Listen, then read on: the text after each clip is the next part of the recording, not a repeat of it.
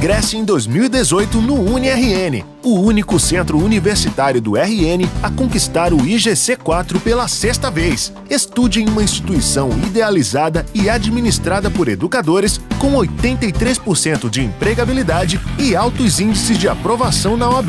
Ingresse com a nota do Enem ou agende sua prova no unirn.edu.br. No UniRN, qualidade não é novidade, é o nosso padrão.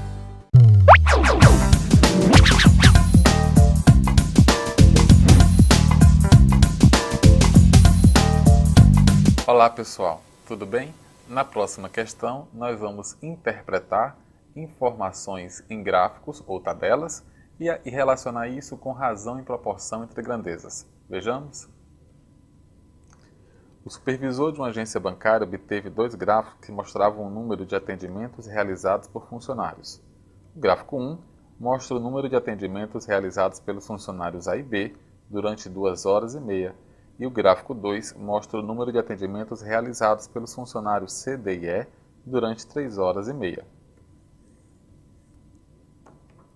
Observando os dois gráficos, o supervisor desses funcionários calculou o número de atendimentos por hora que cada um deles executou. O número de atendimentos por hora que o funcionário B realizou a mais que o funcionário C é. Então, pessoal, vamos aqui calcular o número de atendimentos por hora do funcionário B. Voltamos aqui ao gráfico. Veja que o funcionário B atendeu 25 em 2 horas e meia. Portanto, por hora, nós podemos dizer que ele atendeu 25 dividido por 2,5, fez 10 atendimentos por hora. Já o funcionário C. O funcionário C fez 21 atendimentos em 3 horas e meia. Então, nós temos aqui 21 atendimentos por 3 horas e meia. Mas isso dá 6. Portanto, o funcionário B, em relação ao funcionário C, atendeu 4 a mais, que é o que nós encontramos na letra A. Na próxima questão, nós vamos interpretar informações envolvendo gráficos ou tabelas. Vejamos a questão. Uma pesquisa apontou o comportamento da intenção de consumo das famílias brasileiras, conforme o gráfico. Recorde negativo, intenção de consumo das famílias em pontos. E aqui a gente observa no gráfico como essa intenção de consumo está flutuando ao longo dos períodos citados. Comparando os dois últimos períodos mostrados, percebemos que a intenção de consumo caiu em valores absolutos em... Voltando aqui, os dois últimos períodos foram abril de 2014 e abril de 2015. E aqui a queda, então, aconteceu de 125,2 para 102,9. Portanto, essa queda foi de 125,2 menos 102,9, isso dá 22,3, que é o que nós encontramos na letra D. Na próxima questão, nós vamos resolver um problema envolvendo interpretação de informações em gráficos ou tabelas. Vejamos? A tabela a seguir mostra a evolução da população da região nordeste do Brasil em milhões de habitantes em alguns anos entre o final do século XIX e o final do século XX. Aqui você observa os anos e aqui os habitantes em milhões. Utilizando-se uma escala decenal, na qual o ano de 1890 corresponde ao decênio 1, 1900 corresponde ao decênio 2, etc., então a população da região Nordeste ultrapassou os 30 milhões de habitantes após o decênio. Aqui nós temos as opções. Vejamos então, pessoal. 1890, de acordo com o texto, corresponde ao decênio 1, 1900 ao decênio 2, 1910 não aparece aqui na tabela, então vai ser o decênio 3, ou seja, 1920 tem que ser o decênio 4. E aí, 1930, que é o decênio 5, 1940, que seria o decênio 6, não aparece na tabela, então 1950 é o decênio 7, 1970 é o decênio 8, 1970 é o decênio 9, 1980 é o decênio 10 e 2000, 1990 seria o decênio 11 e 2000, portanto, seria o decênio 12. Vejam, pessoal, que ele quer que ultrapasse os 30 milhões de habitantes. Em 1980 já é mais que 30 milhões de habitantes, mas esse valor 30 milhões de habitantes foi ultrapassado na década de 1970, ao longo do decênio 9, portanto. Em 1980 já tinha ultrapassado os 30 milhões na década anterior, durante a década de 1970. Portanto, o gabarito dessa questão é a letra D. Na próxima questão, nós vamos resolver um problema para determinar medidas de tendência central com dados contidos em tabelas. Vejamos? As notas de 8 alunos numa prova de matemática foram escritas pelo professor numa tabela como a que segue. Aqui você vê os alunos e aqui as notas. Sabe-se que a média aritmética dessas notas é 8,2.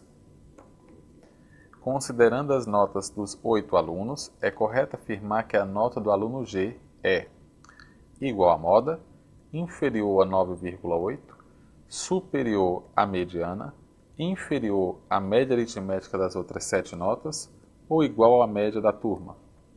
Muito bem, pessoal. Primeiro, vamos calcular a nota do aluno G, que nós não conhecemos, a partir da informação de que a média aritmética é 8,2. Como é que a gente vai obter a média aritmética? A gente soma 6,5, 10, 8, 9,4, a outra nota aqui também é 8, 6,4, a nota desconhecida do aluno G, a nota do aluno H, que é 7,4. Como são 8 notas, a gente soma essas 8 notas e divide por 8. E isso tem que dar 8,2, porque é a média.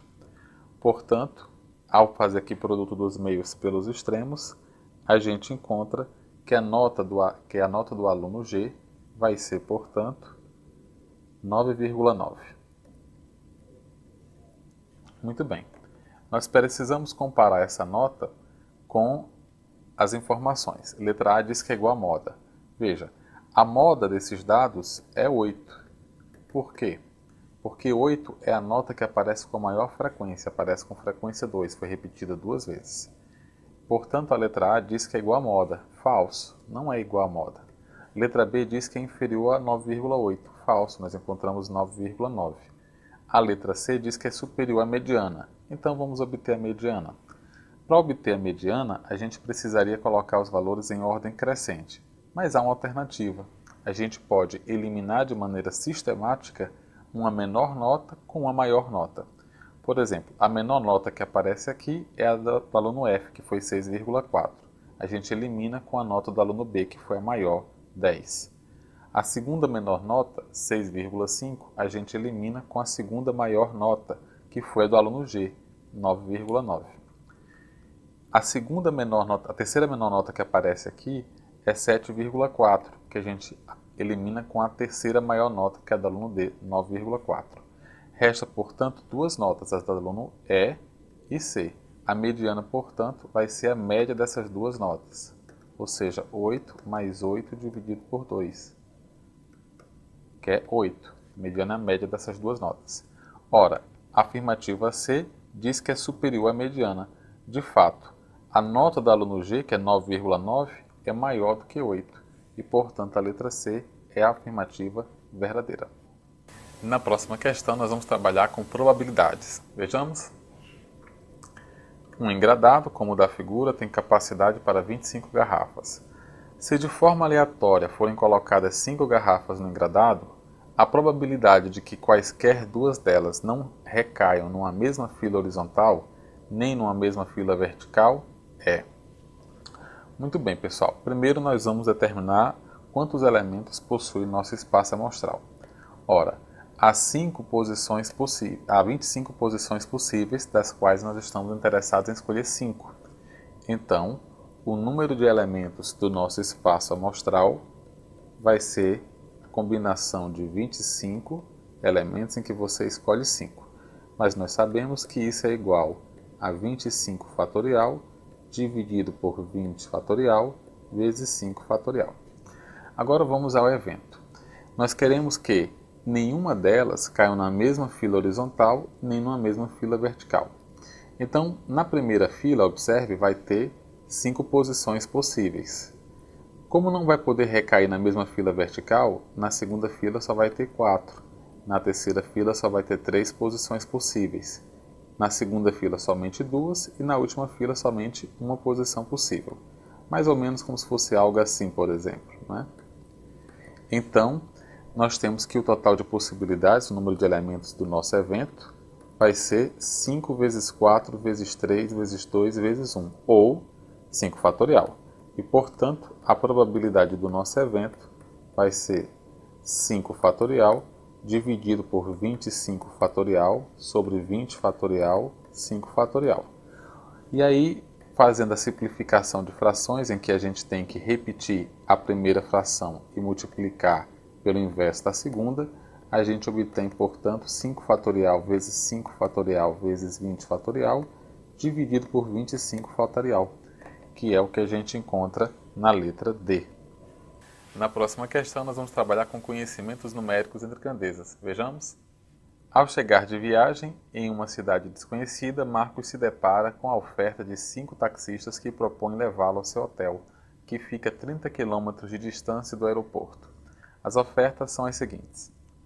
Taxista 1 cobra R$ 90, taxista 2 cobra R$ 70 e uma taxa de retorno ao aeroporto de R$ 10, o taxista 3 cobra R$ 70 e uma taxa de retorno ao aeroporto de R$ 40, o taxista 4 cobra R$ 80 e o taxista 5 cobra R$ 110, mas dá 10% de desconto. Marcos faz umas continhas e pretende fazer a corrida com o taxista que cobrar o menor valor médio por quilômetro. Dessa forma, faz a corrida com qual taxista?